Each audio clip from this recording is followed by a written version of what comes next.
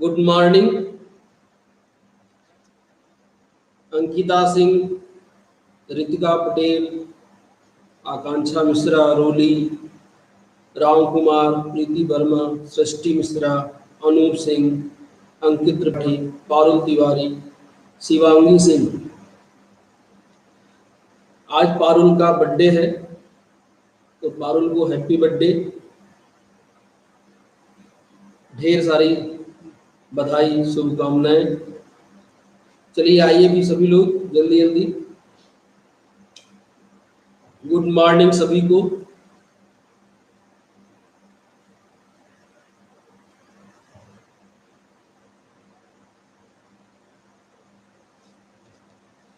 तो कल पढ़ा गया था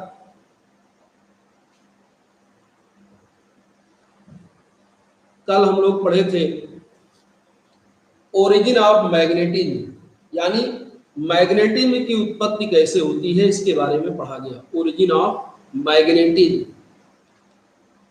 अब ओरिजिन ऑफ मैग्नेटिज्म में क्या मेन बात पढ़े कि जो आइटम्स हैं या आयंस हैं या स्पीसीज हैं, उनके पास जो इलेक्ट्रॉन्स होते हैं, आइटम में दो तरह के मोशन करते हैं।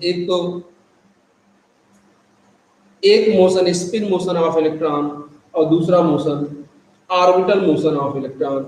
स्पिन मोशन में वो अपने एक्सिस पे रोटेट कर जाता है, ऑर्बिटल मोशन में न्यूक्लियस के चारों तरफ घूमता है। स्पिन मोशन और ऑर्बिटल मोशन में स्पिन मोशन बहुत फास्ट होता है, रीजन आपने बताया था कल। ऑर्बिटल मोशन स्लो होता है। स्पिन मोशन और ऑर्बिटल मोशन से उत्पन्न जो मैग्नेटिक फील्ड है उसका डायरेक्शन भी विपरीत होता है, यानी जो मैग्नेटिक मोमेंट दोनों से क्रिएट होता है वो एक दूसरे के विपरीत होता है, और स्पिन के कारण उत्पन्न होने वाले मैग्नेटिक मोमेंट का मान ऑर्बिटल के तुलना में बहुत ज्यादा होता है। अब उस स्पीसीज का जो रिजल्टेंट मैग्नेटिक मोमेंट है म्यू इफेक्टिव, वो म्यू एस और म्यू एल के योग के बराबर होता है। अब दो कंडीशन है, आइटम में या तो सारे पेयर्ड इलेक्ट्रॉन होंगे और या उसमें पेयर्ड के साथ अनपेयर्ड इलेक्ट्रॉन भी होगा। तो यदि सारे पेयर्ड इलेक्ट्रॉन होंगे तो ऐसी स्थिति में ऑर्बिटल में दो इलेक्ट्रॉन्स होंगे, एक क्लॉकवाइज स्पिन करेगा, दूसरा एंटी क्लॉकवाइज स्पिन करेगा, और दोनों के कारण जो स्पिन मैग्नेटिक मोमेंट है उसका डायरेक्शन अपोजिट होगा और रिजल्टेंट स्पिन मैग्नेटिक मोमेंट का मान 0 हो जाएगा। ऐसे स्थिति में जो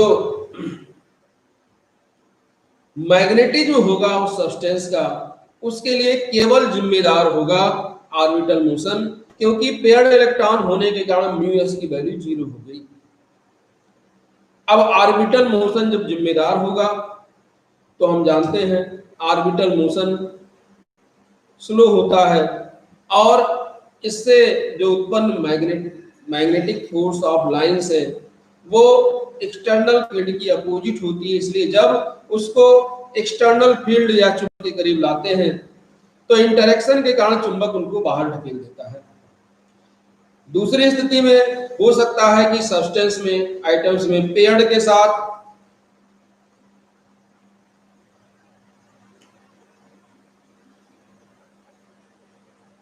साथ अनपेयर्ड भी हो। तो अगर अनपेयर्ड होगा तो आप जानते हैं अनपेयर्ड के कारण स्पिन मैग्नेटिक मोमेंट क्रिएट होगा, क्योंकि जिस ऑर्बिटल में अनपेयर्ड इलेक्ट्रॉन होगा उसमें दूसरा इलेक्ट्रॉन नहीं है जो उसके स्पिन मोशन की वैल्यू को कैंसिल करे, और स्पिन मोशन का मान ऑर्बिटल के तुलना में या स्पिन मोशन के कारण उत्पन्न होने वाले चुंबकीय क्षेत्र का मान ऑर्बिटल की तुलना में लगभग 100 गुना ज्यादा होता है। इसलिए एक ही इलेक्ट्रॉन कई पेयर्ड इलेक्ट्रॉनों के कारण उत्पन्न होने वाले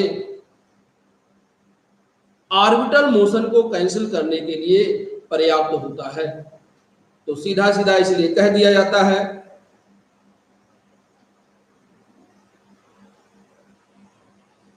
ठीक है, ठीक है, ठीक है, श्रद्धा, ठीक है। तो अगर एक भी अनपेयर्ड इलेक्ट्रॉन है तो चूंकि उसके स्पिन मोशन के कारण उत्पन्न होने वाले मैग्नेटिज्म का मान अगर कैंसिल करना है तो 100 पेयर्ड इलेक्ट्रॉन हो, और 100 पेयर्ड इलेक्ट्रॉन किसी आइटम में संभव नहीं होते। इसलिए सीधा सीधा है कि अगर एक भी अनपेयर्ड इलेक्ट्रॉन हो तो उसके स्पिन मैग्नेटिक मोमेंट का मान इतना ज्यादा होता है कि कई पेयर्ड इलेक्ट्रॉन उसके सामने नगण्य होते हैं। और ऐसी स्थिति में जो स्पिन मैग्नेटिक मोमेंट का मान होता है, इस ऐसी स्थिति में जो इफेक्टिव मैग्नेटिक मोमेंट का मान होता है वो केवल स्पिन मोशन के कारण या स्पिन मैग्नेटिक मोमेंट के समान होता है, ये मान लिया जाता है। तो यहां तक आपका हो गया। अब आगे आपने कल लास्ट लाइन लिखा था कि मैग्नेटिक फील्ड में सब्सटेंस के बिहेवियर के आधार पर उसको निम्न क्लासेस में डिवाइड किया गया है। लास्ट सेंटेंस यही रहा होगा।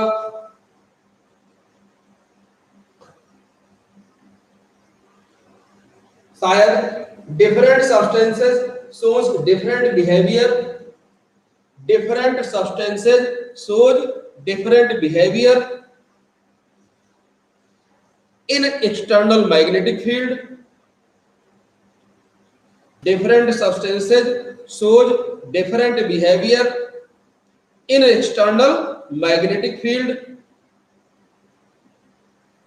लास्ट लाइन ही बोल रहे हैं, लास्ट लाइन यही होगा। एकदम एग्जैक्ट लाइन तो नहीं बता सकते क्योंकि ज्यादातर तो अपने मन से ही लिखा देते हैं। Different substance shows different behaviour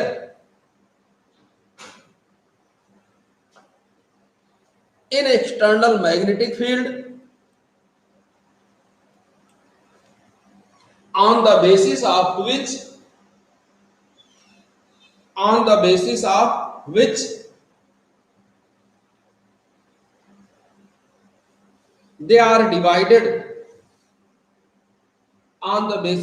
which they are divided into following classes, on the basis of which they are divided into following classes। तो ये हो गया। अब पहला क्लास कौन सा है?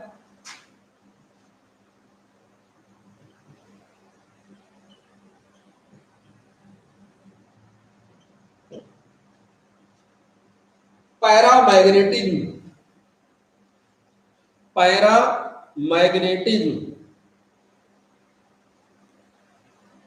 पैरामैग्नेटिज्म।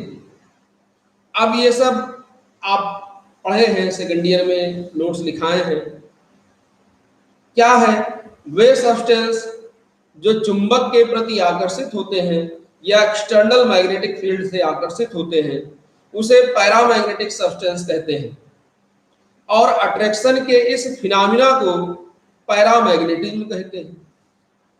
वे सब्सटेंस जिनको एक्सटर्नल मैग्नेटिक फील्ड में रखने पर एक्सटर्नल मैग्नेटिक फील्ड से आकर्षित होते हैं, ऐसे सब्सटेंस को पैरामैग्नेटिक सब्सटेंस कहते हैं। और अट्रैक्शन की इस फिनोमिना को पैरामैग्नेटिज्म कहते हैं। अब पूरा मैग्नेटिक बिहेवियर, क्योंकि चैप्टर आपका ट्रांजिशन मेटल कॉम्प्लेक्स है यानी ट्रांजिशन एलिमेंट के आसपास है, तो इसलिए ट्रांजिशन एलिमेंट को लेकर ही आगे व्याख्या किया जाए।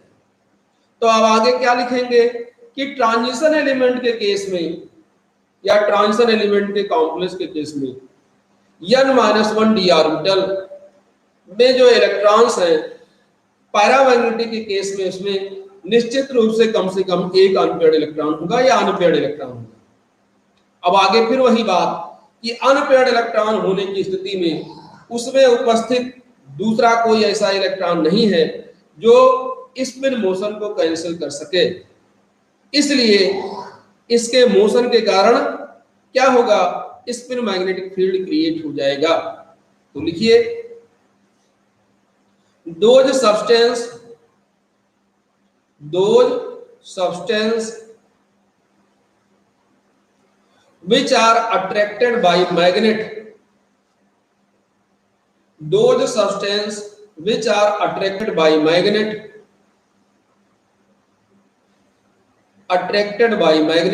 are called paramagnetic substance. Paramagnetic substance.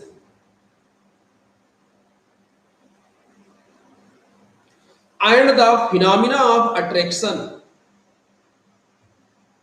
and the phenomena of attraction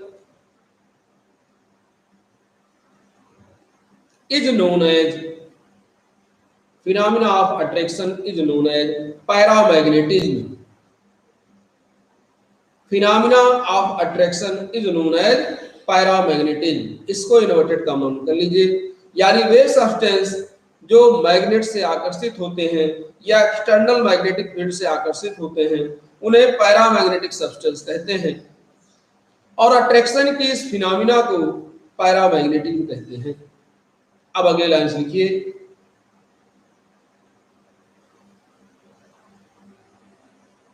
transition item ion and complex ion. Transition item ion या complex ion has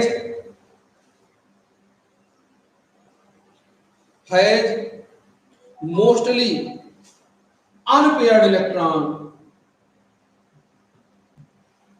has mostly unpaired electron in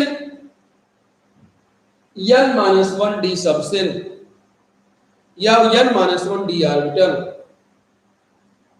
mostly unpaired electron in n-1d orbital. Full stop. As we know,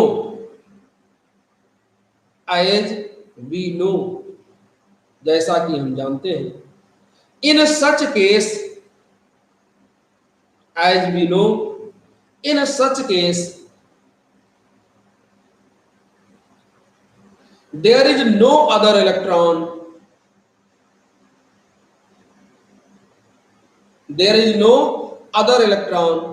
in the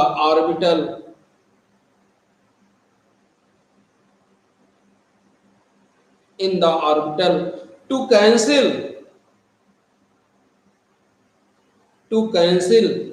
the spin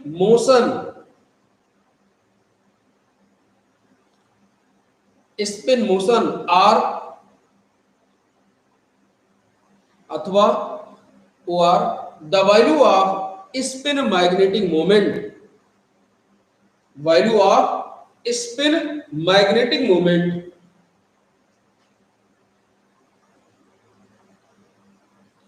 produced by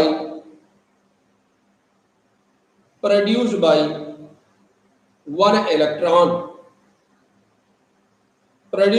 electron, bracket में कर लीजिए unpaired electron, full stop. ऐसे case में उस orbital में दूसरा कोई electron नहीं है जो स्पिन मोशन की वैल्यू को या स्पिन मैग्नेटिक मोमेंट जो उसके मोशन से उत्पन्न होगा उसके वैल्यू को कैंसिल कर सके। thus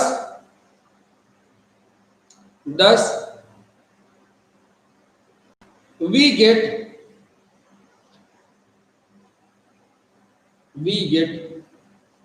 resultant spin magnetic moment,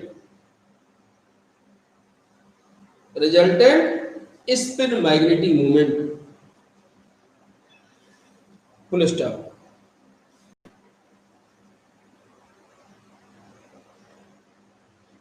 Since the value of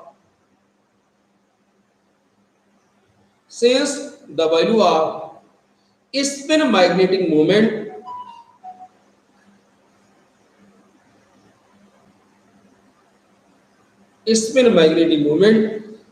is about is about 100 times greater, since the value of spin magnetic moment is about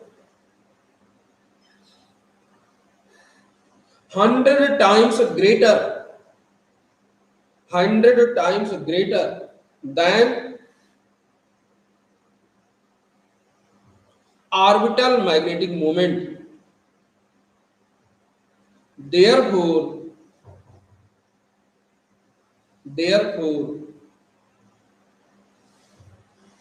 the resultant magnetic moment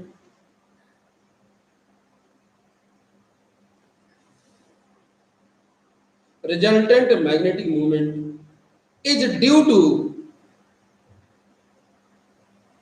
spin motion, is due to spin motion.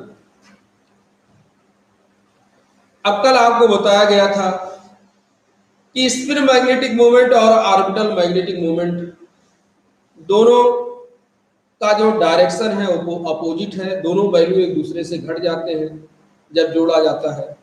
अब चूंकि spin magnetic moment का मान 100 time greater होता है, क्यों greater होता है? क्योंकि स्पिन मोशन ऑर्बिटल मोशन की तुलना में बहुत फास्ट होता है, इसलिए जब दोनों को ऐड करेंगे तो आपको जब इफेक्टिव मैग्नेटिक मोमेंट या रिजल्टेंट मैग्नेटिक मोमेंट उस सब्सटेंस का प्राप्त होगा वो स्पिन मोशन या स्पिन मैग्नेटिक मोमेंट के कारण होगा। ठीक है भाई, इतना नोट हो गया। अब जब स्पिन मैग्नेटिक मोमेंट के कारण जो चुंबकीय बल रेखाएं उत्पन्न होती हैं वो एक्सटर्नल मैग्नेटिक फील्ड के डायरेक्शन में होती हैं, इसलिए अलाइंड हो जाती हैं और अट्रैक्ट हो जाती हैं। तो लिखिए अगले लाइन से, the magnetic lines of force, या लिख सकते हैं मैग्नेटिक फोर्स ऑफ लाइन, जो भी लिखे। The magnetic force of lines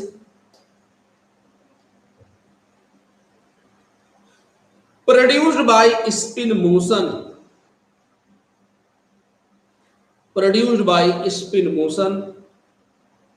are stronger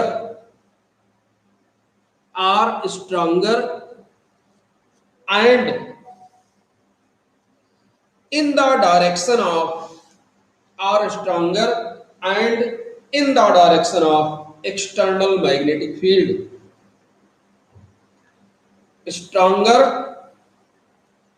and in the direction of external magnetic field. Hence,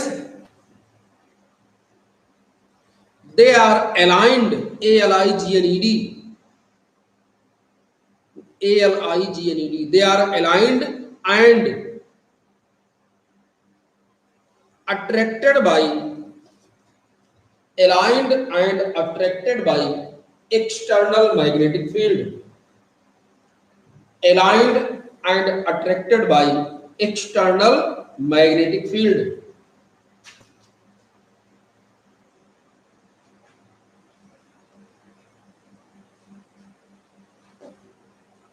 full stop. अगले लाइन से, the value of paramagnetism, the value of paramagnetism in a transition metal complex,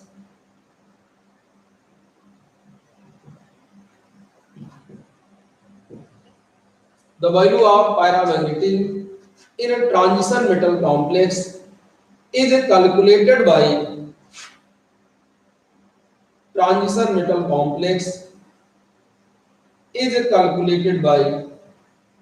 following relation,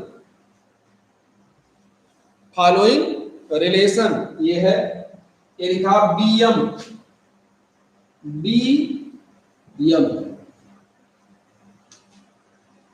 transition metal complex के paramagnetism की value को following relation से निकालेंगे। Example,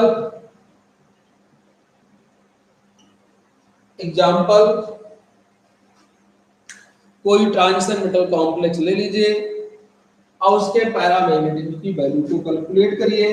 जैसे हम complex ले लेते हैं CO Cl6 और ये हो जाएगा K3COCl6 K3COCl6। अभी आपने इसके पहले के चैप्टर में Cl को पढ़ा है कि वीक फील्ड लिगेंड है। कोबाल्ट का कोऑर्डिनेशन नंबर कितना है? आपने पढ़ा कि कोऑर्डिनेशन नंबर के अकॉर्डिंग संकरण होता है। इसका कोऑर्डिनेशन नंबर कोबाल्ट का कितना आएगा? पहले तो इसका ऑक्सीडेशन देख लीजिए। अगर हम इसको आयनित करें तो 3K प्लस और प्लस ये हो जाएगा CO Cl6 स्क्वायर ब्रैकेट पे 3 माइनस। तो पहले तो कोबाल्ट का ऑक्सीडेशन स्टेट निकाल लें। मान लिया कि कोबाल्ट का ऑक्सीडेशन स्टेट X है, X प्लस 6Cl है और प्रत्येक Cl का ऑक्सीडेशन स्टेट -1 या oxidation number -1 equal to -3। X equal to -3 उधर जाएगा +6 इक्वल टू +3। कोबाल्ट का ऑक्सीडेशन नंबर निकल आया +3। सेंट्रल मेटल और लिगेंड के बीच जितने कोऑर्डिनेट बॉन्ड बने होते हैं उसका कोऑर्डिनेशन नंबर कहते हैं। तो इसमें कोऑर्डिनेशन नंबर कोबाल्ट का 6 है। 6 कोऑर्डिनेशन नंबर में दो विकल्प संभव होते हैं, या तो sp3d2 और या d2sp3। अगर लिगेंड वीक फील्ड हो तो sp3d2 होता है। तो क्या होगा भैया? इसमें क्या होगा? कोऑर्डिनेशन नंबर 6 हो तो आपको सेकेंड ईयर में खूब कम से कम 25 कॉम्प्लेक्स पढ़ाए होंगे, ये भी पढ़ाए हैं उसमें आपको। तो कोऑर्डिनेशन नंबर 6 है, दो विकल्प होते हैं sp3d2 या d2sp3। इसमें Cl वीक फील्ड लिगेंड है, तो संकरण क्या होगा? Cl वीक फील्ड लिगेंड है तो संकरण क्या होगा?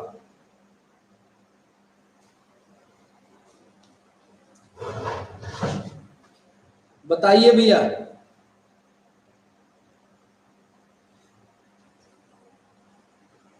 आकांक्षा क्या होगा? sp3d2 होगा। अब sp3d2 होगा। अब यहां से हम काम शुरू करते हैं। कोबाल्ट का विन्यास एटॉमिक नंबर 27 होता है। बैलेंस का विन्यास लिखें तो 3d7 और 4s2। ऑक्सीडेशन आपने 3 निकाला है तो CO पे 3+4। 3+4 की स्थिति में 2 इलेक्ट्रॉन यहां से 1 इलेक्ट्रॉन यहां से, ये हो जाएगा 3d6 और 4s0। और इसको अगर आप अब ओपन करके लिखें 3 4 6 बराबर कितना आया? 4 आयन का विन्यास। अब जब है तो इसमें बैक पेयरिंग तो होगी नहीं। जब बैक पेयरिंग नहीं हो, स्ट्रांग फील्ड हो,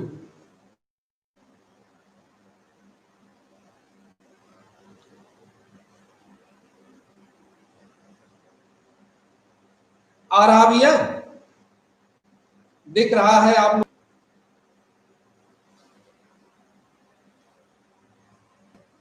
हाँ देखिए, अगर कोऑर्डिनेशन नंबर 6 हो और लिगेंड स्ट्रांग फील्ड हो तो d2sp3 हाइब्रिडाइजेशन होता है, अभी आपने बताया। अब कोऑर्डिनेशन नंबर 6 हो, लिगेंड वीक फील्ड हो तो sp3d2 होता है। तो अब यहाँ ये स्थिति बनी, यानी कि वैल्यू 4 निकल के आया। इतना आप पहले नोट कर लीजिए। सबसे पहले तो आप ये फार्मूला नोट ही किए होंगे, इस फार्मूले से कैलकुलेटर, और फिर ये नोट कीजिए। इसको नोट कर लीजिए पहले। हाँ एक बार की है इसलिए हम रुक गए थे। एक बार जो है की है।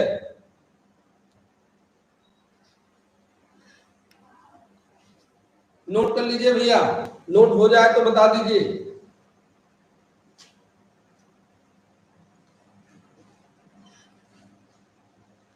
नोट हो जाए तो बता दीजिए। एक बार बफरिंग हुआ इसलिए हमने थोड़ा रुक गए थे।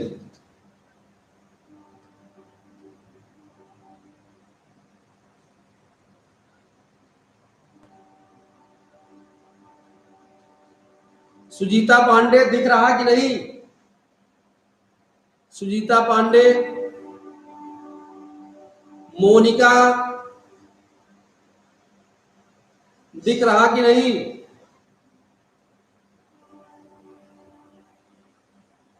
सुजीता पांडे, मोनिका, पारुल,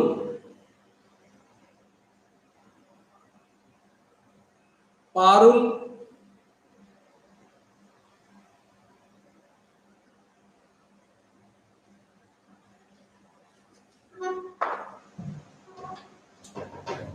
यस सर दिख रहा है। चलिए, किसको नहीं दिख रहा है? सृष्टि देखो, अब दिख रहा कि नहीं? सृष्टि, हाँ सृष्टि देखो, अगर नहीं दिख रहा बेटा तो ये वहां से समस्या होगी। सृष्टि,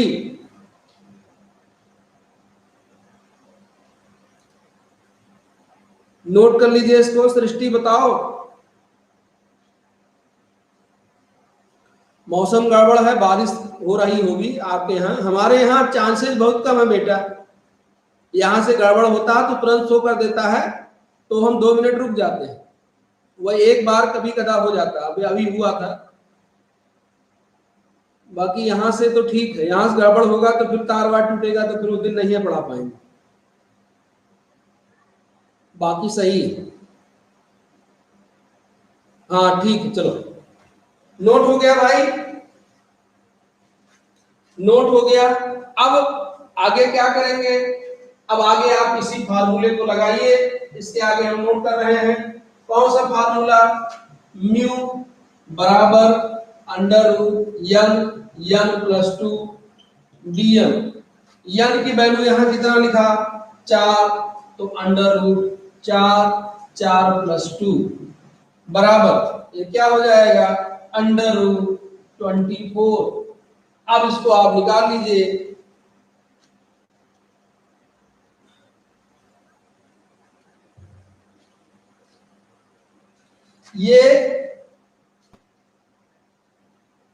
ये लगभग आना चाहिए 4.89 dm, ऐसे ही लगभग आना चाहिए 4.89 dm।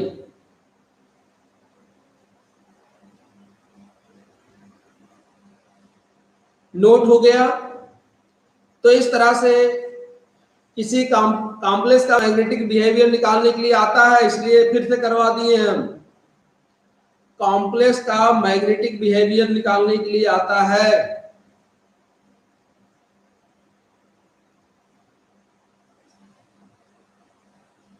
नोट कर लीजिए पूरा।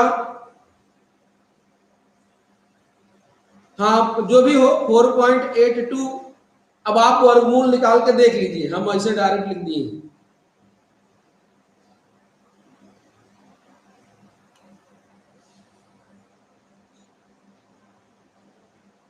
सृष्टि नोट हो गया? बारिश बहुत तेज हो रही है यहाँ पे,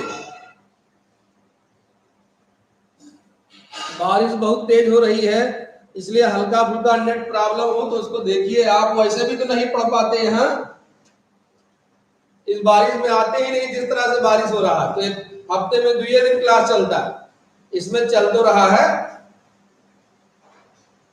सर मेरा नेट नहीं चल रहा है सौम्या पटेल, कोनो ऊंचा पेड़ खोजो उसी पे बैठो।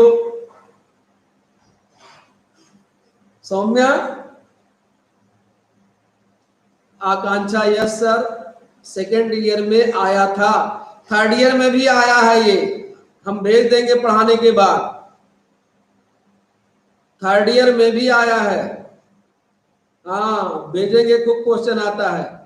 इसीलिए तो कहते हैं कि आराम से अगर क्वेश्चन आप मन से पढ़ लीजिए तो सबसे बढ़िया आपका क्वेश्चन नंबर सब मिले। लेकिन लोग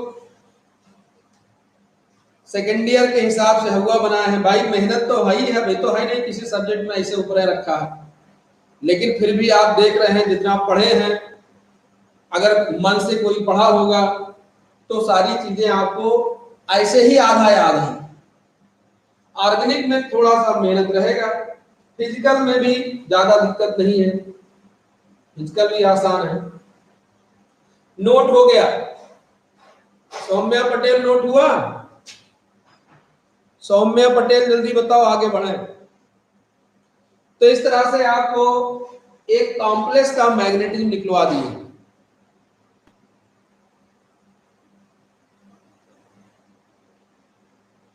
क्या लिखी हो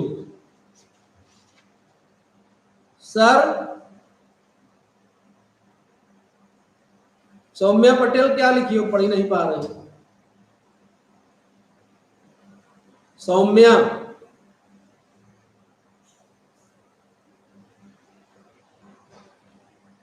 पढ़े नहीं है? कहां नहीं पढ़ी हो? 25-25 कॉम्प्लेक्स का करवाए हैं जो यहां पढ़े हैं।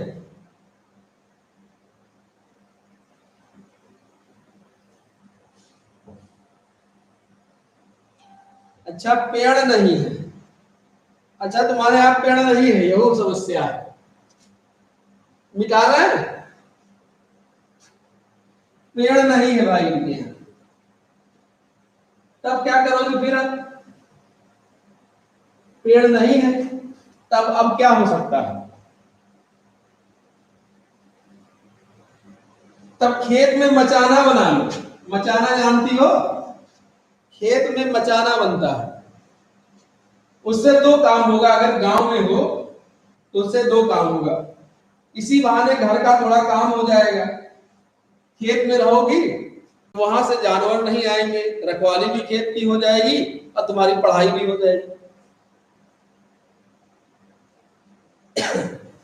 चलो, तो पैरामैग्नेटिज्म इस तरह से आपका हो गया। अब दूसरा बिहेवियर है, दूसरा बिहेवियर है डायामैग्नेटिज्म।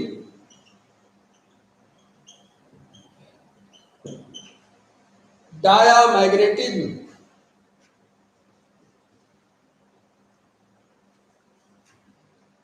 खेत किसी का, वो पेड़ किसी का किराए पे ले लो।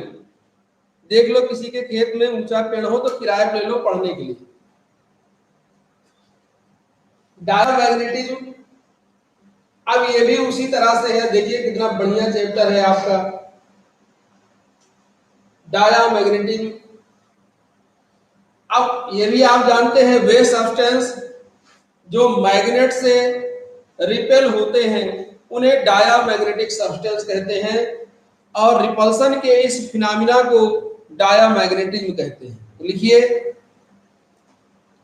लिखिए, those substance, those substance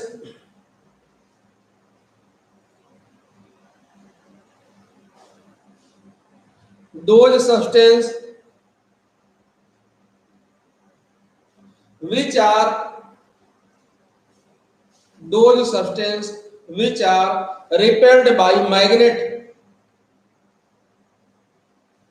those substance which are repelled, repelled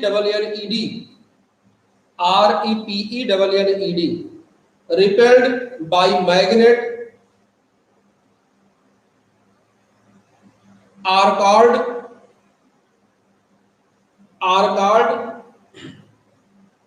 diamagnetic substance, are called diamagnetic substance, and phenomena of repulsion, and phenomena of repulsion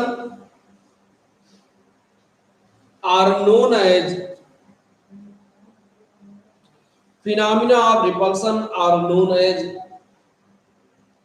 diamagnetism. Phenomena of repulsion are known as diamagnetism. इसको inverted comma में कर लीजिए। यानी वे substance जो magnet से या magnetic field से repel होते हैं उन्हें डायामैग्नेटिक सब्सटेंस कहते हैं, और रिपल्सन की इस फिनोमिना को डायामैग्नेटिज्म कहते हैं। अब अगर इसको इन्वर्टेड काउंट कर लीजिए, अब आगे लिखते हैं। अब आगे क्या लिखेंगे? आगे लिखना है कि डायामैग्नेटिज्म ट्रांजिशन एलिमेंट के उस आइटम आयन या कॉम्प्लेक्स आयन से शो होता है जिसमें n-1d ऑर्बिटल्स पेयर्ड हो। क्यों बार बार n-1d की ही बात किया जा रहा है इस केस में? क्योंकि आप जानते हैं कि n-1d के पहले पेयर्ड इलेक्ट्रॉन होता, अनपेयर्ड नहीं होता। इसके आगे संचरण के कारण एम्प्टी ऑर्बिटल बनेगा, उसमें लिगेंड लोन पेयर डोनेट करेगा, वहां भी अनपेयर्ड नहीं है। तो ट्रांजिशन एलिमेंट में अनपेयर्ड होने के, ट्रांजिशन एलिमेंट के कॉम्प्लेक्स में अनपेयर्ड होने का चांस कहां है? केवल n-1d में। इसलिए पैरामैग्नेटिज्म में भी n-1d की ही बात की गई और डायामैग्नेटिज्म में भी n-1d का ही बात किया जा रहा है। बात सही है ना भाई? n-1d के पहले जितना होगा सब पेयर्ड इलेक्ट्रॉन होगा। आप जानते हैं 1s2 2s2 2p6 3s2 3p6 ये सब पेयर्ड ही है। अनपेयर्ड होने का चांस केवल n-1d में है। और आगे अगर कॉम्प्लेक्स बनेगा तो लिगेंड लोन पेयर देता, वहां भी अनपेयर्ड नहीं होगा। इसलिए बात केवल n-1d की ही कहा जाता है। तो आगे क्या लिखना है कि ट्रांजिशन एलिमेंट के वे आइटम आयन या कॉम्प्लेक्स आयन जिनके पास n-1d में केवल पेयर्ड इलेक्ट्रॉन होते हैं वो इस फिनोमिना को दर्शाते हैं। लिखिए,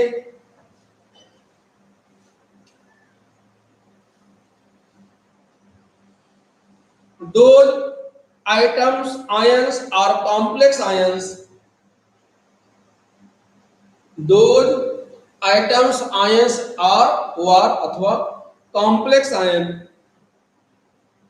which has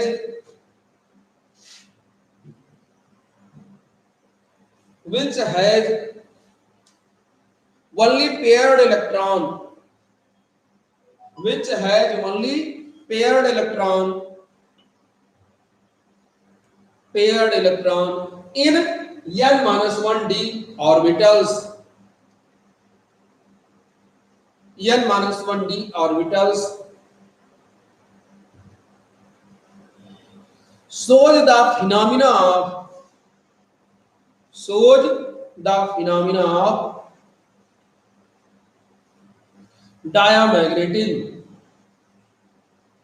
shows the phenomena of diamagnetism. Full stop. In this case,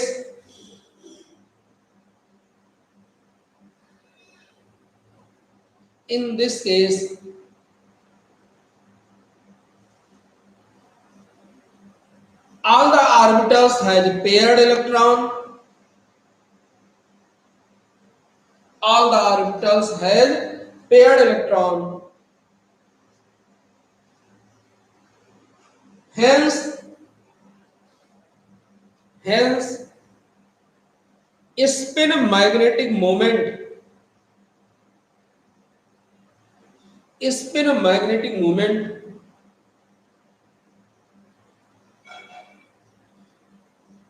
produced by one electron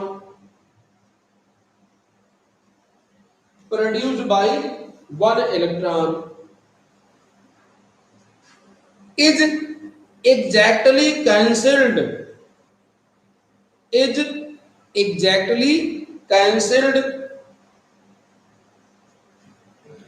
by other electron of same orbital,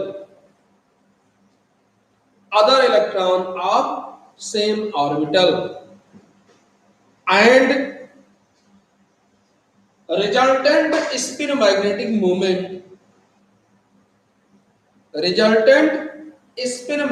moment become zero.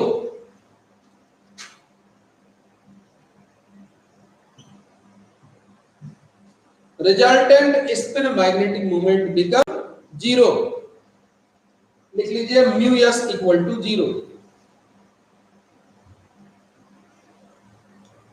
Full stop. Now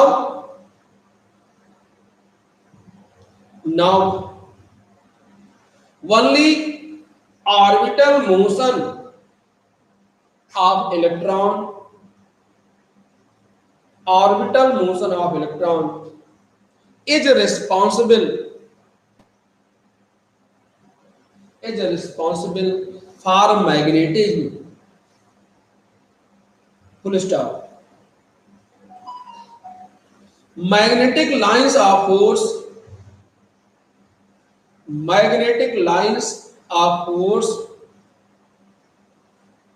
produced by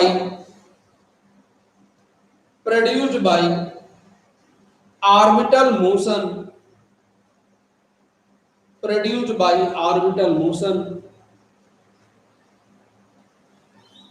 is very weak and opposite to external magnetic field,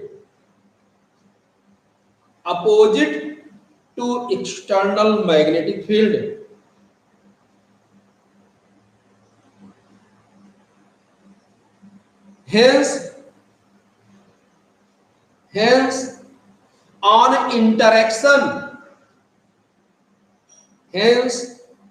interaction यानी पास लाने पर, on interaction such substances are repelled,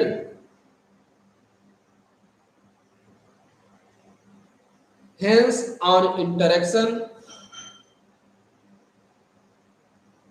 such substances are repelled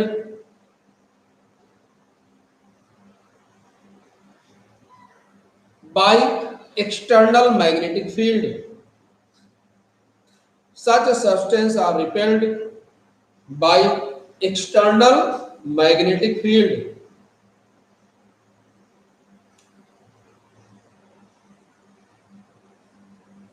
हो गया।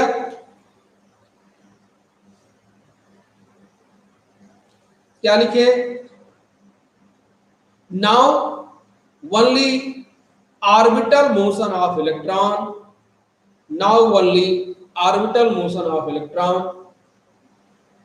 is responsible for magnetism, magnetic lines of force produced by orbital motion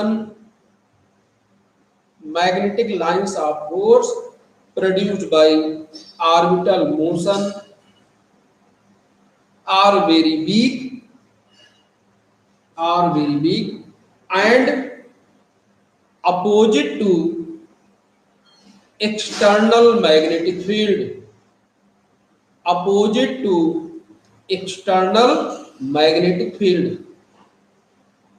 and hence on interaction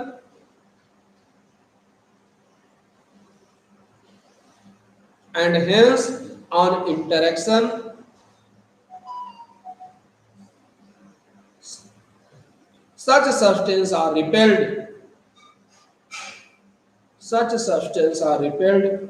by the magnetic field,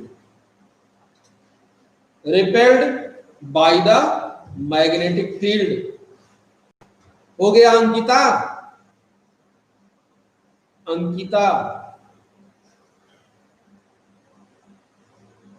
Ankita हो गया?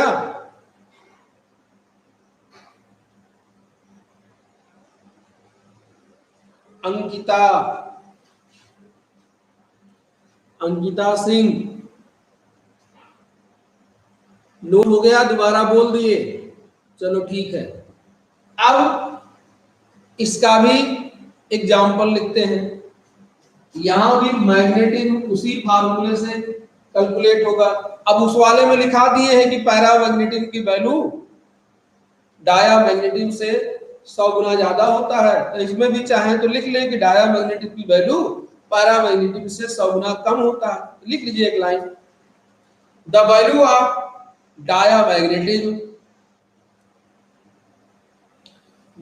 Of diamagnetism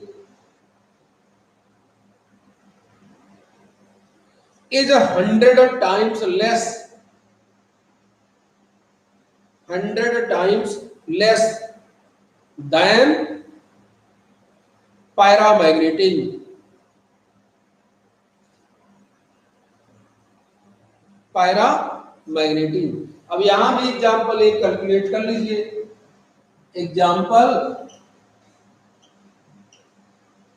example में वही complex ले लेते हैं और उसके साथ अमोनिया लगा देते हैं, ये कॉम्प्लेक्स हो गया।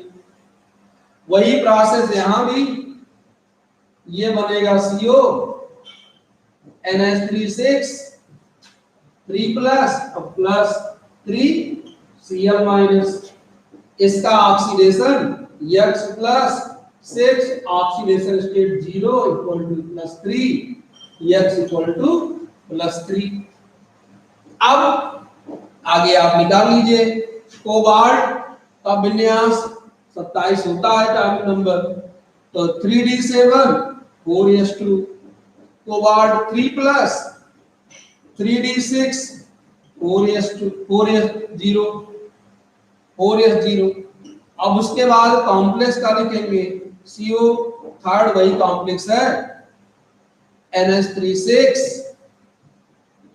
3 plus.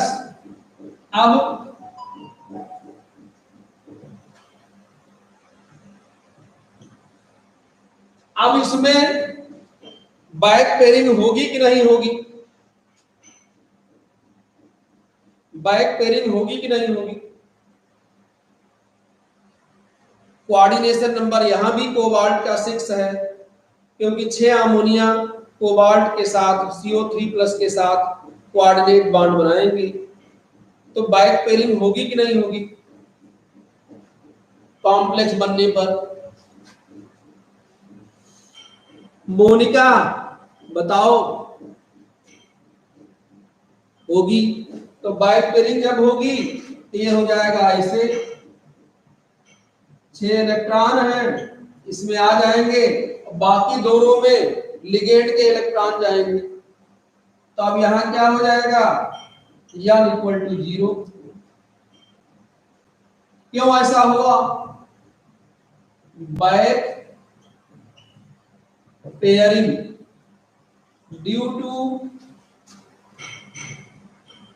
Ligand, back pairing due to ligand. अब उसके बाद आप वैल्यू निकाल लीजिए, नीचे दिख रहा म्यू बराबर under root n plus 2 dm। तो n की वैल्यू 0 है, इसलिए म्यू की वैल्यू 0 हो जाएगा।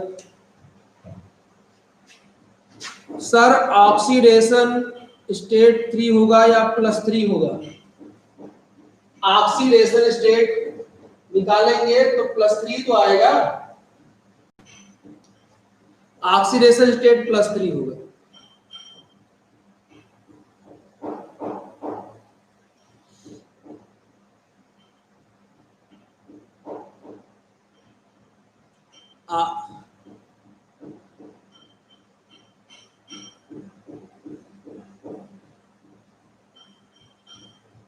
-3 क्यों होगा भैया अनूप? -3 क्यों होगा?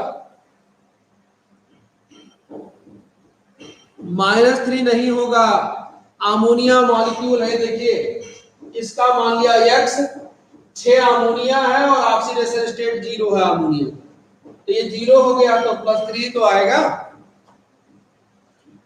अनूप सोनी,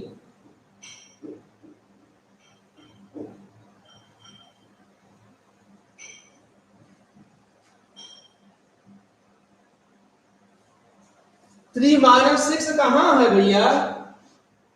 ये 0 हो गया तो पूरा 0 नहीं हो गया? बोलो, मैथ बहरहाल आप लोग हमसे ज्यादा जानते हैं।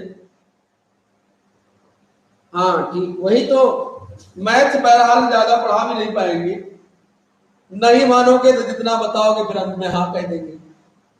शिल्पी,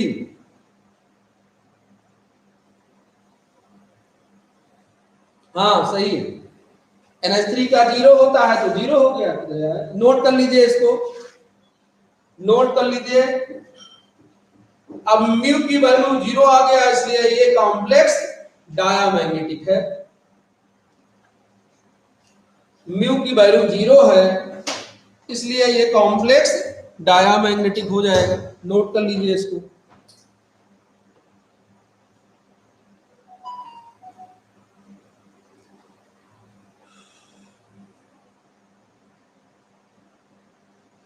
ये सब इंपॉर्टेंट है, इस तरह के क्वेश्चन मैग्नेटिक मोमेंट निकालने के लिए आते हैं। जिनके पास अंसाल होगा वो देख लेंगे, नहीं तो हम तो भेजेंगे ही बाद में। जो भेजते हैं उसको आप टिक कर लिया करिए।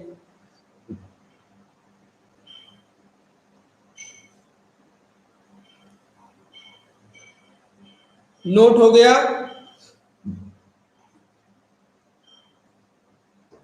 नोट कर लीजिए। और जो लोग गांव पे हैं उनके यहाँ अगर टावर ना हो तो खेत में मचान लगवाएं, इसी बहाने घर का काम होगा, खेत की रखवाली भी करें और पढ़ें भी।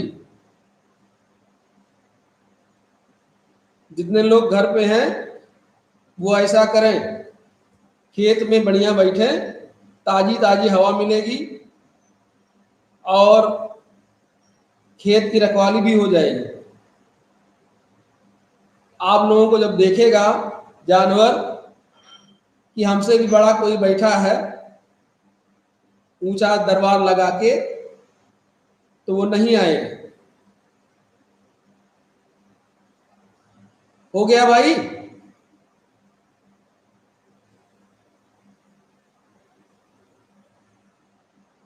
नोट हो गया।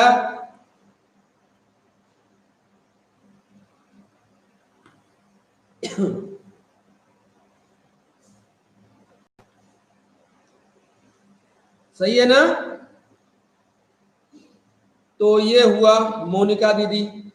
अब आप लोग चूंकि फर्स्ट ईयर में सेकेंड ईयर में हमसे पढ़े हैं, तो आप देख रहे होंगे कि आप जो नोट्स लिख रहे हैं उसके तुलना में जरा सा भी कमजोर नहीं, ना कम है। 3 पेज लगभग तब भी लिखते थे और वही अभी भी लिखते हैं पर डे। तो ठीक है, धन्यवाद सभी को, थैंक यू।